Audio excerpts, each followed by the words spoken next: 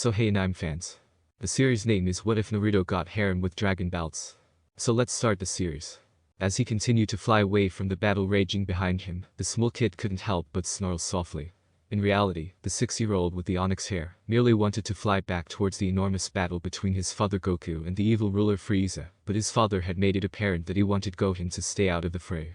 Knowing that Gohan was currently avoiding the many lightning bolts that were constantly falling from the dying planet sky, as he flew back towards his father's spaceship, which was currently home to his godmother Bulma and his sensei Piccolo. The newly transformed Super Saiyan was ecstatic that the evil tyrant had not been granted his wish for immortality, but he was even more thrilled that he had been so close to achieving his goal when it had been snatched away from him. Goku couldn't help but smile when he saw the angry expression on Frieza's face.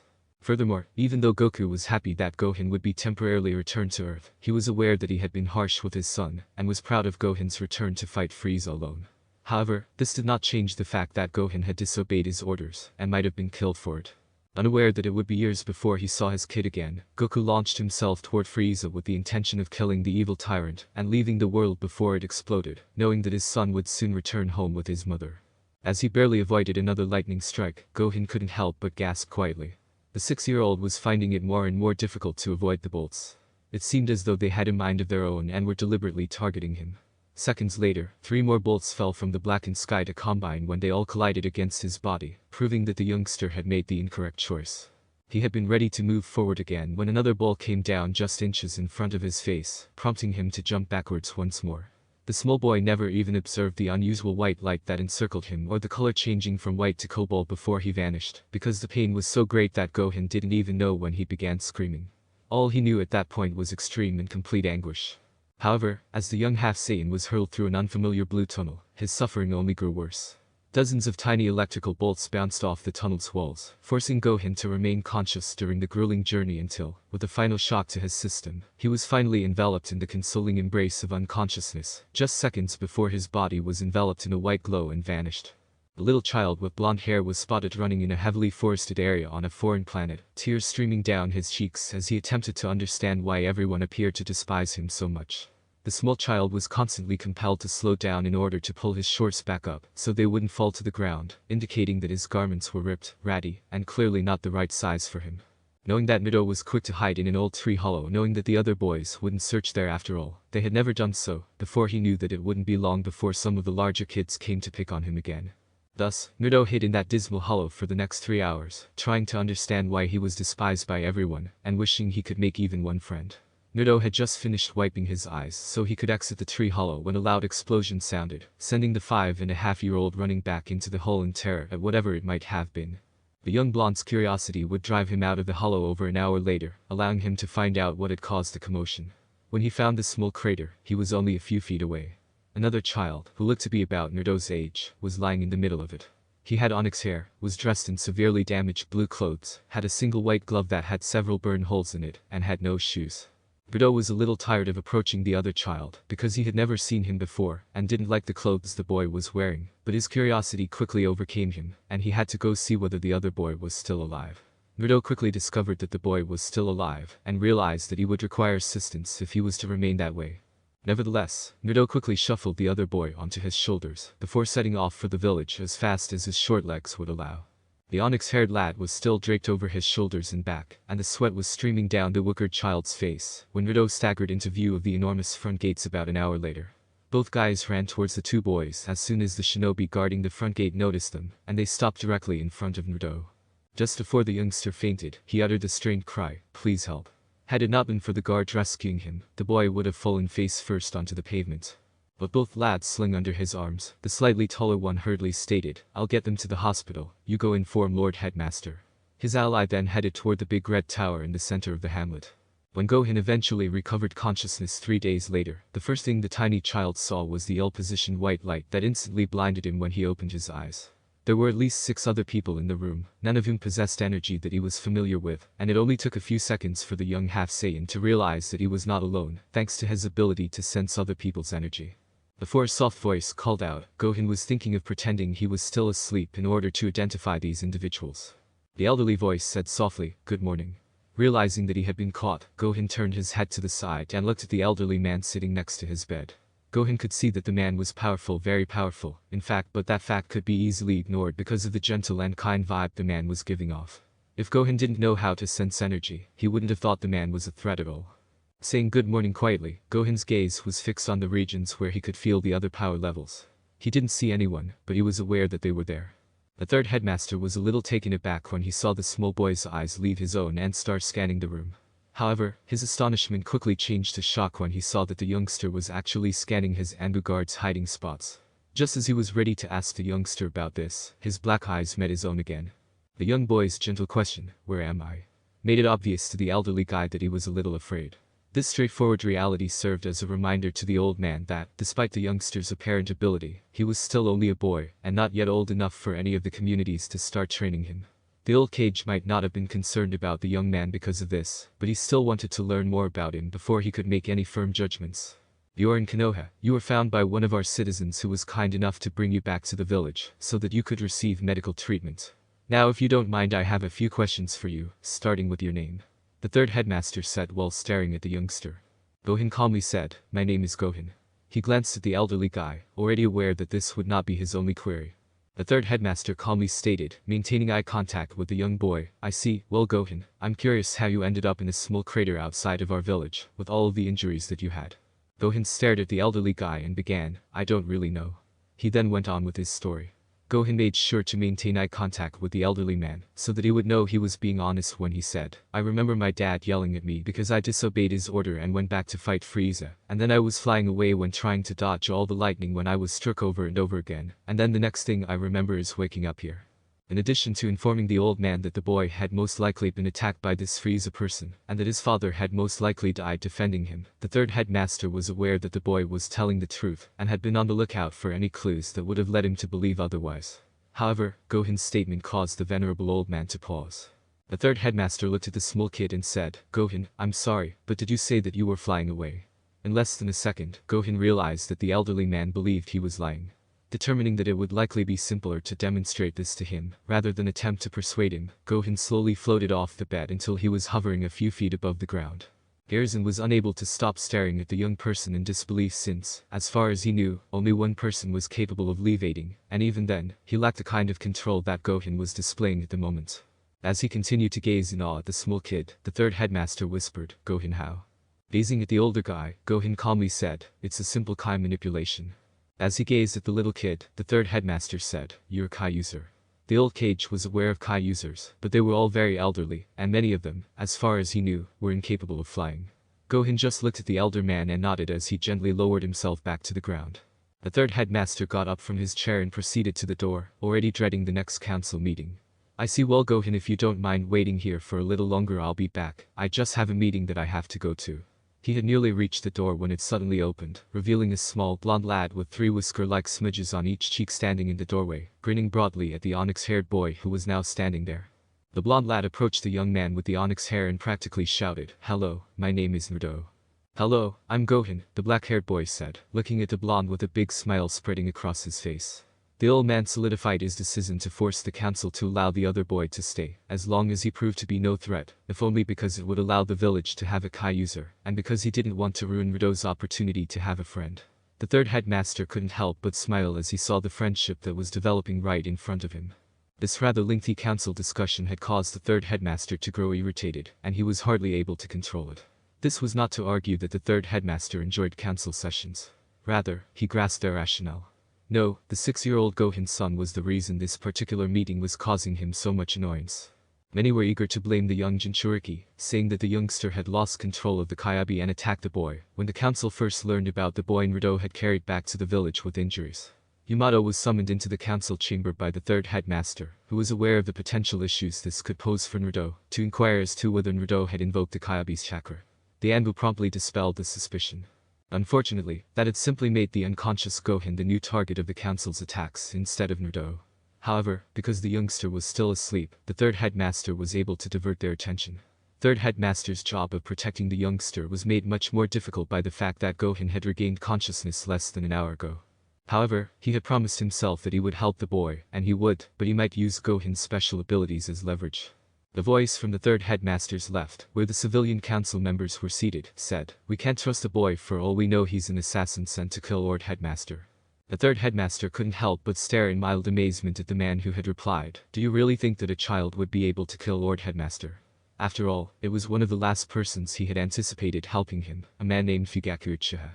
However, he was happy to observe that more than half of the civilian council had been silenced by the man's remarks. The third headmaster flinched when Shikakunara said, "How troublesome, the boy is barely my son's age, and no village begins training their children at such a young age." He was pretty sure that Gohan had some kind of training, and he would probably need to use that to help the boy, so he decided it would be better to have that fact corrected now, rather than wait until disclosing the information could harm his case. The third headmaster calmly said, "Actually, I believe that Gohan has some training." This made everyone turn to look at the elderly Cage. However, the man with bandages and seated just 2 chairs away from him was the first to speak. Danzo quietly responded, "What type of training?" However, the third headmaster knew his former competitor too well, and understood what the man was hoping to hear. Unfortunately, the third headmaster also knew that Danzo would receive what he wanted this time. Seeing the expressions on everyone's faces, the third headmaster said, "Gohan appears to have some form of martial arts training." He knew he needed to act quickly to save the youngster. The elderly Cage replied, "It's understandable that he'd need to have training to control his abilities." He knew that the youngster would have a lot of fans the moment he mentioned his abilities. Calmly, Fugaku said, "So the boy has a Kekkei Jinkai." The third headmaster said, anticipating the hordes of eyes that would soon turn to gaze at him, in a manner of speaking, "Gohan doesn't use chakra, he's a Kai user." Looked at his longtime rival, Danzo said calmly, "You must be joking, third headmaster. The last time either of us saw a Kai user, Lord Second was still alive." Third headmaster acknowledged that the fact that Gohan was a Kai user would make Danzo want to keep him in the village as well, but for quite different reasons than the third headmasters. "I was just as surprised as you when he told me, and I would have been just as skeptical had I not seen Gohan's abilities myself." One of the civilian council members questioned, "And just what type of abilities are you talking about, Lord Third?" With the knowledge that Gohan would be let to remain in the village if he so wished, the third headmaster said, "So far I have only seen 2 of his abilities, flight and the ability to sense people, but he's still just a young child." All of the civilian council members immediately agreed when Danzo said, "Well then perhaps it would be best to have the child stay here in the village." The Shinobi Council took a little longer to agree to let Gohan stay, but by majority vote, the boy would be granted the right to remain in Konoha if he so desired. Third headmaster was happy that the meeting had gone his way and hurried out of the room to inform Gohan and Naruto of the situation as soon as possible. He also wanted to warn the Anbu who would be watching the 2 boys that Danzo was almost definitely going to send some of his rude agents to try and pick Gohan up. However, the fact that Naruto probably had his first true friend helped to ease even that anxiety. 2 young boys were sitting cross-legged on a bed in a hospital room on the 3rd floor of Konoha Hospital, laughing at something that only the other boys in the room would understand. However, it was still a pretty funny story. "So then he was all like, 'I'm gonna get you for this, you brat,'" Naruto continued, attempting to mimic the man's voice and failing miserably if Gohan was one to predict. Since Naruto was the first person Gohan had met his own age, he couldn't help but smile when he was around the somewhat younger youngster. Gohan also discovered that he already thought of the other guy as a buddy. "What about you?"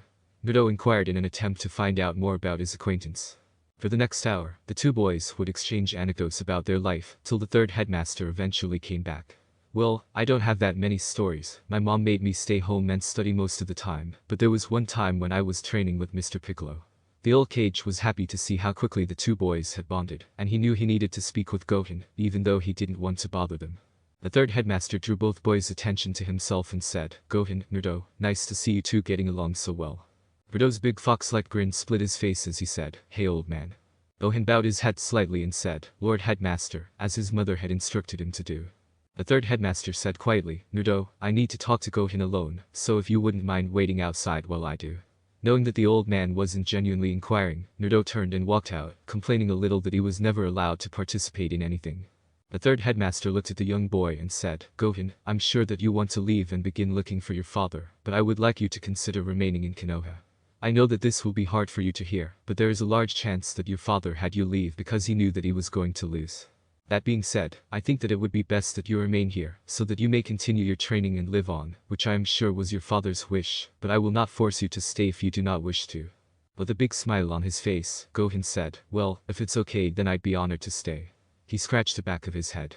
The elderly man could already see that Gohan was a ray of light, just as Naruto, and the third headmaster couldn't help but grin as he gazed at the boy. Third headmaster was distracted from his thoughts by a loud voice saying, "Woohoo, we can be roommates then." He turned to see Naruto standing in the door with a big smile on his face. As Naruto slung his arm around Gohan's shoulder before he began discussing all the things they would be able to do, the elderly shinobi couldn't help but laugh. The third headmaster said, "Well, I suppose that I could talk to the matron for you." However, he paused when he saw that Naruto had ceased speaking. In addition, he saw the expression on the blonde's face, and realized that he wouldn't like what the youngster was going to say next. Since it was his third expulsion this month, Naruto blurted out, "Yeah, about that, I got kicked out of the orphanage again yesterday." He did this in the hopes that the old cage wouldn't become very upset. The third headmaster sighed and turned to go, saying, "Well then I guess that I'll be having a longer discussion with the matron." Naruto hurriedly said, "Or you can just let Gohan and I have an apartment." The fact was that he didn't want to return to the orphanage because the matron had mistreated him, and the other kids detested him. He was also a little worried that if they went there, Gohan would also despise him. The look in Naruto's eyes was easy for the third headmaster to see, and it wasn't like the old man didn't know that the other kids detested him. However, could he really let two boys live in an apartment together? Third headmaster could tell by the determined expression in Naruto's eyes that if he didn't agree, Naruto would just keep bugging him until he changed his mind.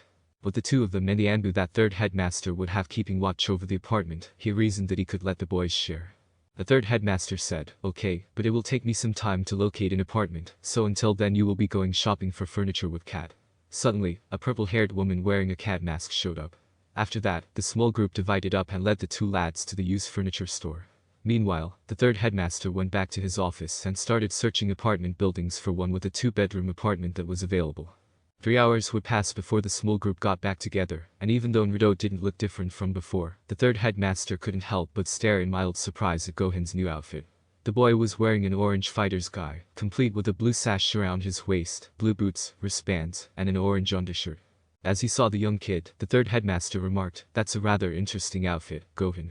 The old man led the two boys to a rather dilapidated area of Konoha, where an old apartment building was located. The first thing that met the boys was a rusty staircase, but after a somewhat harrowing journey up to the 6th floor, the elderly cage stopped in front of a door before producing a set of keys. "My father always wore a guy like this," Gohan said, and that was all the answer that the third headmaster needed. As he opened the door to reveal an apartment as dilapidated as the rest of the apartment complex, the third headmaster said, "Well boys, here we are, your new home." The third headmaster was taken aback by the expressions on the two boys' faces. "Now, I know that it's a bit of a fixer-upper, but I already talked to the owner, and he said that you could do anything you wanted with it." Most people would have turned away and made a strong statement about how they wouldn't live in a place like this, but neither boy did that. Instead, they both had a small smile on their faces, and the third headmaster couldn't help but feel relieved that they weren't losing their temper. Naruto said, "Thanks, old man. We'll take it from here," as he entered the room and started looking about to see where he wanted to begin. To further surprise the third headmaster, Gohan moved forward and took the hammer and several nails, before starting to work on the walls. The old cage left the flat to go back to his office after quickly understanding that the boys no longer required him there. However, not before instructing the Anbu to make sure the lads had everything they needed, and to charge it to his bill. 4 hours later, the boys eventually fell asleep. Since they hadn't finished fixing much of the apartment, they were sleeping outside in the living room at the time, but they were both quite pleased with their day's work. Before he turned away from the youngster with the ebony hair, Naruto muttered, "Good night, Gohan." "Night, Naruto," was Gohan's reply before he also rolled onto his side. Soon after, Gohan found himself floating in a dark void with two glowing white paths stretching out in front of him. On one, he saw himself, or at least what he believed to be an older version of himself, sitting in a dark room with books all around him, but there was no one else there. On the other, he saw the same older version of himself, with the exception that he was still wearing a guide like his father's, but there were people all around him, including Mr. Piccolo, Naruto, Krillin, and Naruto. This was a dream, and Gohan couldn't help but realize that it was meant to symbolize two possible directions for his life. The one his mother wanted, where he was surrounded by books, or the one that was similar to his father's, where he would have to put in a lot of training to protect his friends and everyone who was important to him. The dream was merely informing him that he would need to make a decision, but even as he considered it, he was already moving in the direction of the future he desired along one of those white routes. Many things had changed for both boys in the 6 years since Gohan had first arrived in Konoha and met Naruto. Gohan had only planned on staying with the whiskered blonde for a maximum of 2 years when he first moved in. He assumed that the Namekian Dragon Balls would be used to wish Krillin and the others back, and the Earth's Dragon Balls would then be used to aid the Namekians. However, as the second year stretched into a third, Gohan began to question whether his friends had perished. The young half-Saiyan had already recognized that the people on this planet were far behind the technological level of his home planet, so even though that question made him want nothing more than to return home to find out, he knew that he couldn't.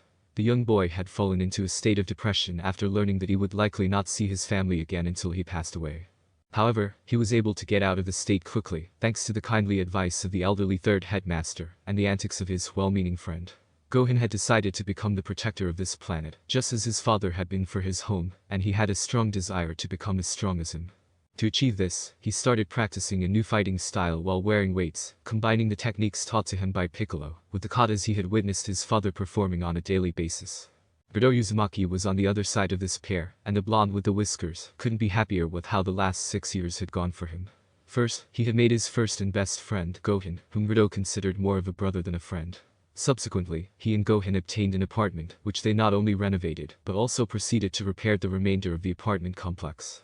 Furthermore, both boys had chosen to become shinobi, and Gohan had even assisted Naruto with his training. The boys quickly realized that Gohan was unable to use chakra, in addition to Naruto's inability to use Kai, which meant that Gohan was unable to assist Naruto in learning jutsu, which Naruto was only too eager to learn. However, Gohan was still able to assist Naruto with his taijutsu. The only issue was that Gohan had never trained anyone before, and since he knew he couldn't train Naruto the same way he had been trained, he decided that since he was using weights to help him get stronger and faster, Naruto should too, albeit much lighter than Gohan's. Both lads had made the decision to train with larger weights on their wrists and ankles, after wearing weights underneath their clothes during the day. Regretfully, this additional weight would slow them down enough for the majority of the other lads in the class to outfight them. Naturally, Naruto would always complain that if they simply removed the weights, they could outperform the other students. Gohan would always reply that there would be no difficulty in doing so. Among the other things that Gohan made Naruto do, yes, the boy with the onyx hair did mean to make him, was to start learning more. Gohan had checked out books on mathematics, shinobi history, and most importantly, chakra control.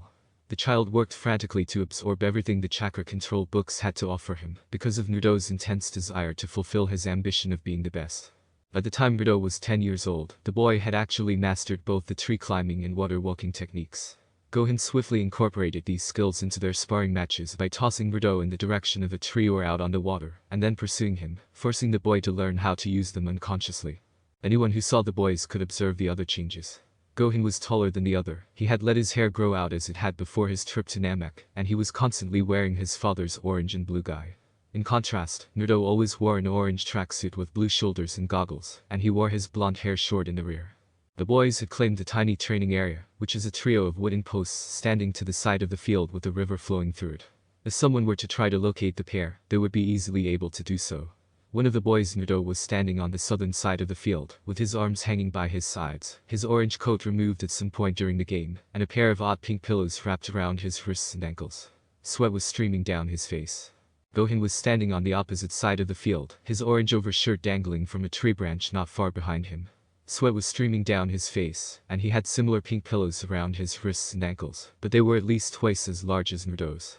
As he sunk into his position, Gohan remarked with a faint smile, "Alright Naruto, shall we finish this?" Naruto yelled, "Yeah, I'm gonna win this time, Gohan," before lunging toward his pal with the ebony hair. Gohan simply smiled while waiting for Naruto to approach before acting. He moved to the left, assuming his friend would try a vicious haymaker, but his eyes widened in surprise when he saw the blonde's foot shoot out at his head. Gohan hurled his weight away in a fast reaction, seeing Naruto's foot scythe through the air where his head had been before passing him. Gohan instantly grabbed the blonde by the back of his shirt and threw him towards the water, sending the lad reeling. Gohan took advantage of the fact that the blonde would need to readjust before he could do anything. Gohan started chasing after the other boy right away. Seeing the other boy sprinting after him, Naruto slowed down as fast as he could by slamming his heels into the ground, which easily tore twin furrows in the dirt. He then shifted in the hopes of surprising Gohan, but his eyes widened in disbelief when he saw that the edge of Gohan's fingers was only a few centimeters in front of his eyes. Naruto looked at his happy sparring partner and straightened up, pouting, "Damn, I lost." Prior to removing the big pink pillow-like items, he turned to go get his coat. As he grabbed his orange guy top and took off the pillows around his wrists and ankles, Gohan acknowledged, "You're doing better, you almost got me more than once that time." When Naruto dropped the pillow-like object onto the ground, it made a tiny crater as soon as it touched the ground, and the other three made similar indentations. "Only because you're wearing more weight than I am." Naruto pouted. All Gohan did was smile before dropping his own. His craters were bigger. With a big smile on his face, Gohan turned and started to walk towards the hamlet, saying, "Hey Naruto, come on, AM's probably getting worried about us. We were supposed to be at Ichiraku almost an hour ago." With a big smile on both boys' faces, Naruto shouted, "Hey, wait up," as he ran after his companion. The two boys returned to town quickly, and they arrived at Ichiraku Ramen in even less time, where they were met by a brunette woman who appeared to be rather angry. The brunette glared at the two and said, "Where have you two been? You were supposed to be here more than an hour ago." Naruto grinned as he ascended to the stools, Gohan trailing closely behind him. "Sorry Am, we lost track of time while we were sparing." Am sighed as she went around the bar to assist her father and chat with the boys. Of course he did. As Tucci watched the two guys finish yet another bowl of ramen, he said, "So tomorrow's the next Genin test, are you boys ready?" As Gohan nodded next to him, Naruto declared, "Yeah, we've been working really hard, so we're defiantly going to pass this time." Tucci grinned and added, "Oh really well, I guess that I'll have to make extra ramen tomorrow, so that we can celebrate." The two lads immediately started cheering at the idea. Am looked at the boy and said, "Hey Gohan, if you're going to be a shinobi, don't you think you should cut your hair?" Gohan just gave her a glance before shrugging. As if it were the most apparent thing in the world, Gohan said, "Well, once I become a genin, yeah, it's a hazard if I don't." Am grinned at the boy and said, "Well, then when you guys come by tomorrow I'll cut it for you."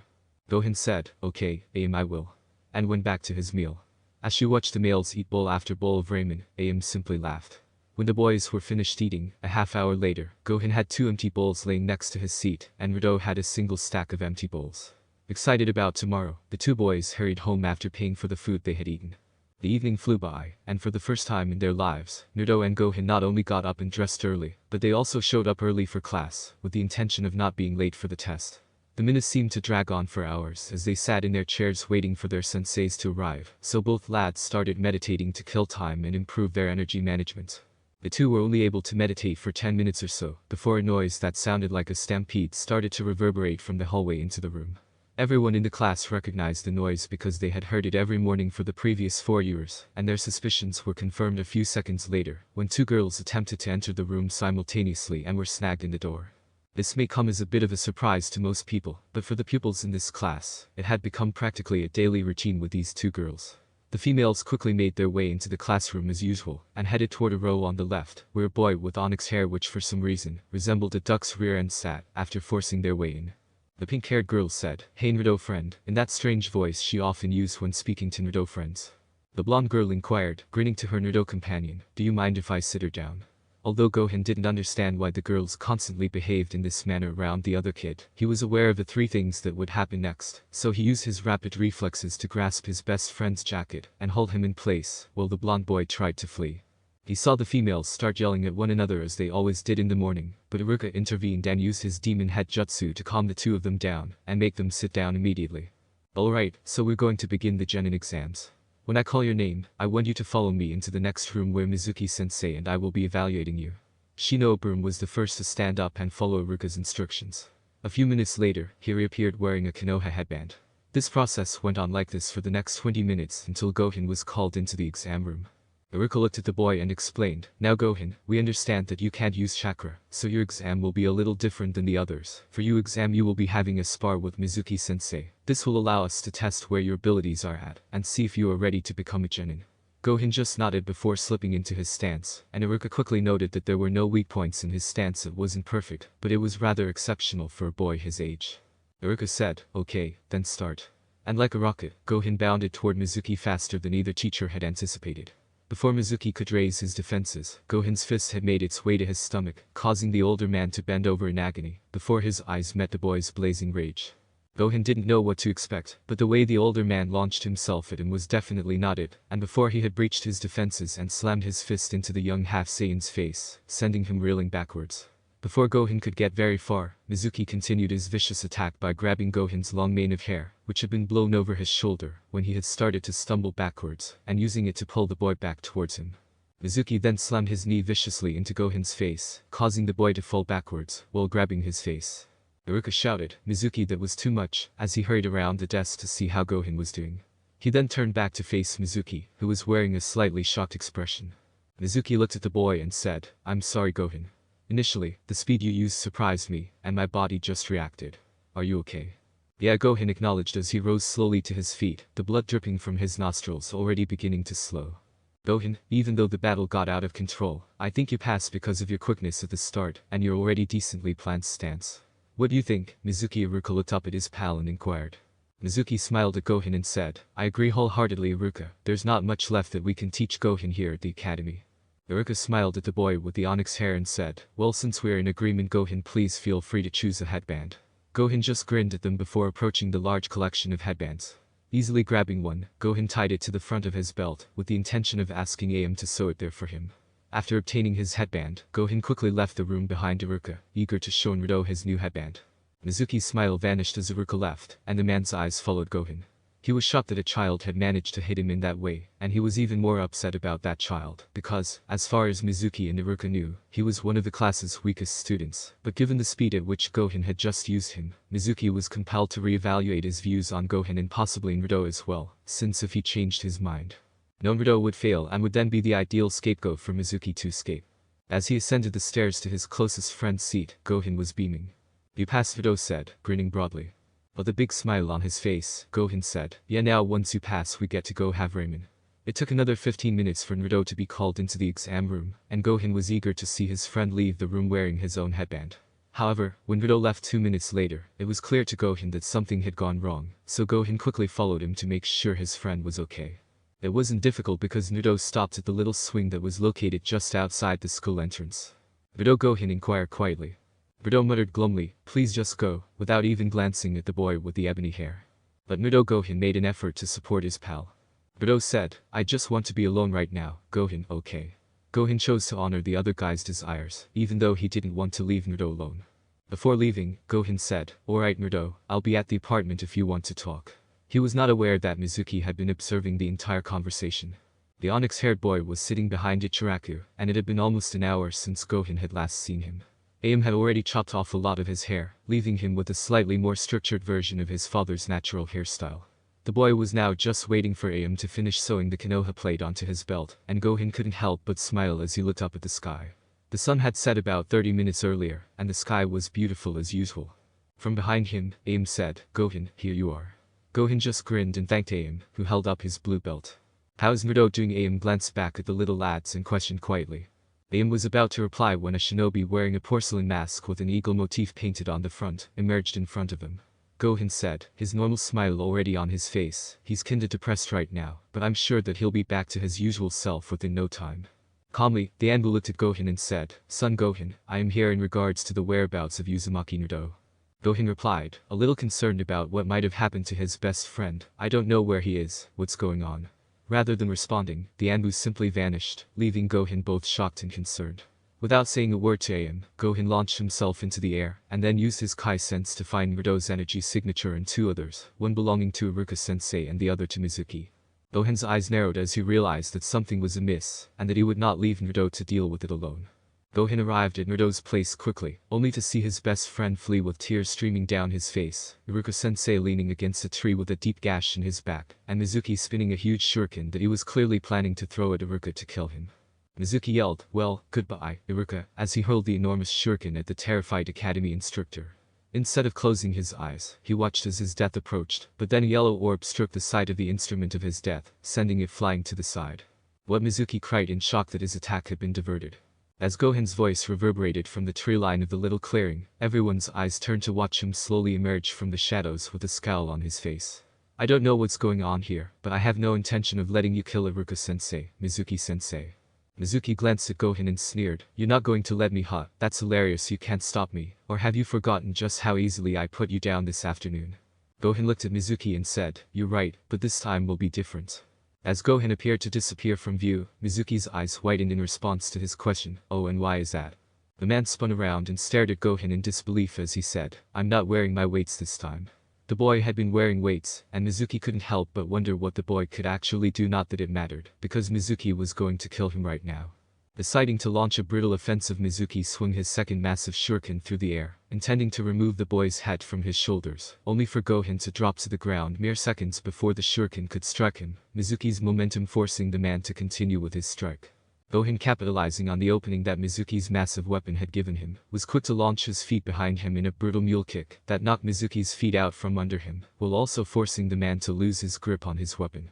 Seeing that Mizuki had lost his weapon, Gohan was quick to launch his head backwards, slamming it brutally against Mizuki's face, causing the Chunin to gasp in pain, while blood also began leaking from his nose. Intending to keep control over this fight, Gohan spun and launched his fist at Mizuki's face. Unfortunately, the older man was able to get his wits about him again in time to grab Gohan's fist and use it to pull the boy into a vicious knee strike. Gohan grunted as he stumbled backwards. Mizuki, having no intention to let Gohan regain a form of control over this fight, launched at Gohan with a brutal barrage of hits. Gohan did his best to block as many of the hits as he could, hoping for an opening that he could use. But as the seconds passed, Gohan was beginning to wonder if he'd find that opening. His hope was realized though when he managed to dodge one of Mizuki's punches that the man had put too much power behind, forcing the man off balance and leaving him wide open to a counterattack. A fact that Gohan was quick to capitalize on as the 12-year-old launched his own vicious barrage of strike into Mizuki's stomach, before finishing it with a brutal kick to Mizuki's face, sending the man skidding along the ground. The boy waited almost a minute watching the still form of Mizuki to see if the man was going to get back up or not, before he turned to check on Iruka, wanting to make sure that the older man was okay. Unfortunately, that instant was exactly what Mizuki was waiting for, as the older male lunged at Gohan's back faster than the boy could react to, and slammed his hand against the back of Gohan's neck, sending the boy into the dark grasp of unconsciousness. Gohan moaned as he started to wake up, and for the first few seconds, he didn't know where he was or what was going on, until the events of the previous night came flooding back to him, causing the half Saiyan to shoot up into a sitting position, his eyes quickly taking in his location. The last thing Gohan remembered was being in a dark forest, and he turned to try and make sure Iruka was okay. He couldn't blame the boy for being surprised to find himself sitting in his room, and then cautiously making his way out of his room and into the rest of the apartment that he and Naruto shared. The boy had just reached the front room when he saw Naruto sitting on the couch, eating a bowl of cereal, with a Konoha headband wrapped around his noggin. Naruto hurriedly placed his bowl of porridge on the table and walked over to the boy with the ebony hair, yelling, "Gohan, you're awake." Gohan inquired, "Naruto, what happened?" as he glanced at his friend with the blonde hair. Naruto then started to tell Gohan about what had transpired the previous evening, grinning broadly. It had been a week since the night that Gohan and Naruto had done battle with the traitor Mizuki, and a lot had happened in that time. First they had met the headmaster's grandson Konohamaru. It was a rather funny first meeting if Gohan was to be honest. He and Naruto had been having a rather interesting discussion with Lord Third about Naruto's ridiculous-looking ID picture, when the young boy burst into the room to try and attack his grandfather, only to trip over his ridiculously long scarf. And as if to make it even funnier for Gohan and Lord Third, the boy later known as Konohamaru blamed Naruto, a fact that was quick to anger the short-tempered blonde, which Naruto proved by not only telling the kid he was wrong, but then going so far as to hit Konohamaru on the head, just to prove that he didn't care who Konohamaru's grandfather was. That meeting had turned out to be rather interesting because soon after, the young boy had started to follow Gohan and Naruto around like a lost puppy, pleading with Naruto to teach him the sexy jutsu. Gohan then left the two to go and continue his own training, primarily to properly understand how much his power had increased since his fight with Mizuki. The blonde was quick to tell Gohan how he and his young brunette pupil had spent the day when they regrouped at their shared apartment that evening, and Gohan simply laughed at the fact that Naruto had been beaten up by so many different women. That wasn't the last time they saw Konohamaru that week, as the boy appeared almost a dozen more times in the 6 days that followed, usually trying to hide, but tragically demonstrating his complete lack of stealth skills. The young Konohamaru, however, was not on either boy's mind as they continued their early morning training. Instead, they were thinking about the fact that today was the day they would receive their teams, and both boys would confess to being a little anxious, because neither boy had any friends other than the other. This was not to say that they hadn't tried to make friends. Rather, it was a case that their parents didn't like Naruto, and consequently, they didn't like Gohan either. As a result, they were quick to prevent their kids from making friends with either boy. After an hour of intense training, the two young warriors decided to take a quick dip in the river that flowed through the training ground where they always trained. They then stopped briefly for breakfast at Ichiraku Ramen before continuing on to the academy, where they promptly took 2 seats next to each other. "Hey Naruto, who would you like to have on your squad?" Despite the young Demi-Saiyan warrior's suspicion that he already knew the answer, Gohan asked his best friend with blonde hair. "You and Sakura," Naruto declared with his typical broad smile, and Gohan couldn't help but laugh at the blonde. Gohan had expected that Naruto would say that, since he knew that the blonde had feelings for the pink-haired girl, even if she mistreated him. However, like Naruto and his father, Gohan couldn't resist the pink-cat. "Gohan, how about you?" Naruto questioned his companion with ebony hair, and Gohan only smiled at the blonde. "You and anyone else," Gohan replied with a slight shrug of his shoulders, but before the two young boys could say anything more, the sound of rushing footsteps came from the hallway next to the room.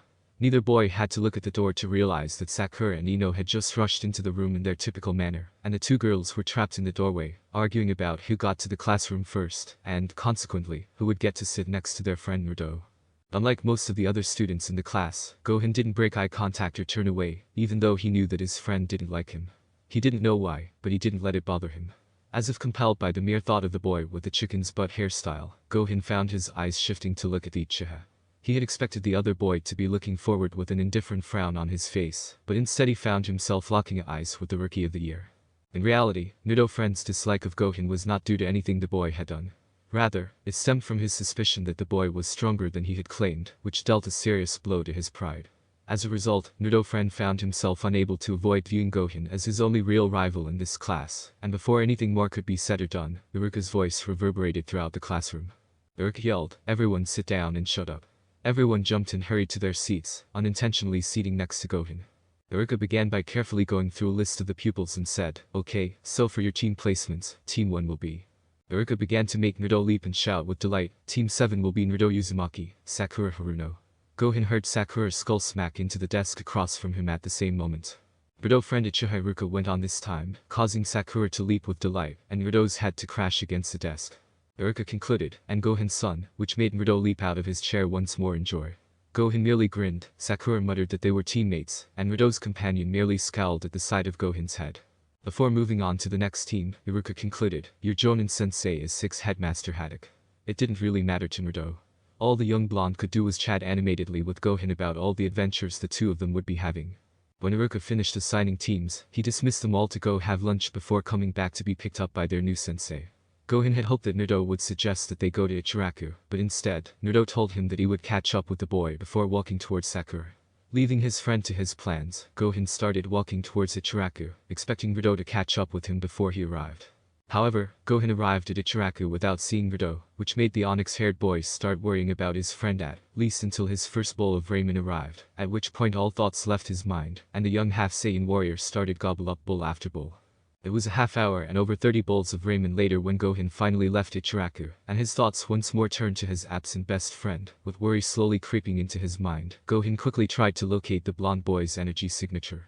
It took Gohan less than a minute to locate Naruto, but to his surprise, he didn't just sense Naruto, he also sensed Sakura, and the two were rather close together. Curiosity quickly taking over, Gohan began running towards the duo. Thanks to the fact that he was no longer wearing his weighted clothing, it took Gohan less than a minute to arrive near the small park bench that the two were sitting at, but much to Gohan's surprise, not only was Naruto using a transformation jutsu to make him look like Naruto friend, but it looked like the boy was going to kiss Sakura. Gohan couldn't help the small swell of anger that was quick to come over him. It wasn't that Gohan particularly liked Sakura, but he had no intention of allowing Naruto to take advantage of the girl. So easily aiming his hand at the currently transformed Naruto, Gohan quickly condensed a small portion of Kai into the palm of his hand, before throwing it forward, the blast leaving his palm as nothing more than an immensely powerful gust of air. It wouldn't be enough to harm Naruto. In fact, with the amount of weight that the blonde was wearing, it wouldn't do anything more than surprise him enough to force Naruto to drop his transformation. When Gohan finally realized that Naruto was no longer wearing his weighted clothes, he watched as the boy was lifted off the seat and sent flying through the air. Out of concern for his friend's safety, Gohan quickly launched himself into the air and chased after the defenseless boy. By the time Gohan caught up to Naruto, the blonde had already started to descend towards the bathhouse, knowing that the water would break his. Gohan turned and started flying back to the academy, not realizing that Naruto would land on the female side of the bathhouse. When Gohan eventually made it back to the academy 20 minutes later, he was drenched and covered in bruises. Naruto's blue eyes quickly found the person he believed had sent him on his spontaneous flight, and Gohan just grinned at his friend, perplexed as to why the boy was now covered in bruises. Naruto then sat down next to Gohan and rested his head on the desk. The Jonin quickly started to arrive to claim their teams. In 20 minutes, only Team 7 remained, and it would take another 2 hours for their Jonin sensei to arrive. The masked shinobi said coolly, "Meet me on the roof," and then he turned to leave the room. As he trailed following the other youngster, Naruto complained, "You should have let me prank him, Gohan." Gohan only smiled at Naruto. The four arrived at the roof in less than 3 minutes, where they discovered their new sensei leaning on the railing. "Okay, let's introduce ourselves," said the masked Jonin coolly. "What are you saying?" Sensei Sakura glanced up at the elder man and asked. As he gazed at the four, the sixth headmaster calmly said, "Name, likes, dislikes, and your dream." "Well, could you demonstrate your point for us?" Sakura inquired, and the sixth headmaster merely sighed before turning to face them. Sakura, Naruto, and their Naruto companion groaned inwardly as the sixth headmaster said, "Okay, my names are sixth headmaster Haddock. You're too young to know my likes, or my dislikes, and I don't really have a dream." The response omitted any information about their sensei. The sixth headmaster looked at the girl with the pink hair and said, "Okay, how about you go first, Pinky?" Sakura could hardly contain her snarl at being called that. My name's Sakura Haruno, my likes are my dreams for the future are. Sakura's face turned crimson red at this point. My dislikes are Gohan, Naruto, and Ino. Pig. Sakura snarled, and Gohan couldn't help but scratch his head once more, wondering what exactly he and Naruto had done to infuriate the girl. The sixth headmaster looked at his friend Naruto and said, "Okay, next you." A chill went down Naruto's spine when his friend said, "My name's Naruto, friend Uchiha. I don't particularly like anything, and I don't have a dream because I'm gonna make it a reality. I'm gonna kill a certain man, and recreate the Uchiha clan."